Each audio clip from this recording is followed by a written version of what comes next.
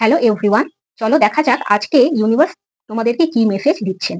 মানে তোমরা যখন থেকে এই রিডিংটা দেখছো সেই দিনকে তোমার জন্য ইউনিভার্স কি মেসেজ দিচ্ছে। ইউনিভার্স আমার ভিউয়ার্সদের জন্য মেসেজ দিন। এখন যারা এই রিডিংটা দেখছে তাদের জন্য মেসেজ দিন। তোমাদের জন্য এস অফ কাপস কার্ডটা এসেছে।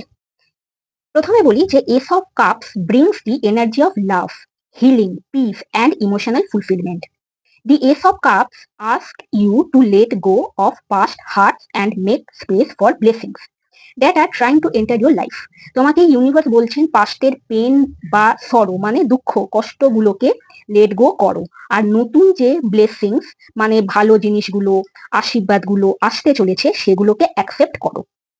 এই কার্ডটা বোঝাচ্ছে নিউ কানেকশনসকে, নিউ রোমান্টিক রিলেশনশিপসকে, ফ্রেন্ডশিপকে, হ্যাপিনেস, ক্রিয়েটিভিটি আর পজিটিভ আউটকামসকে।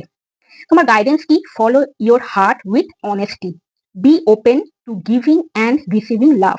তুমি তোমার ইনটিউশনকে ট্রাস্ট করো, তোমার হিলিং হতে চলেছে, তাই নিজেকে অ্যালাউ করো হিলড হতে। রিডিংটা ভালো লেগে থাকলে লাইক শেয়ার কমেন্ট করো, ফলো আর সাবস্ক্রাইব করো। আর সবাই খুব ভালো থেকো।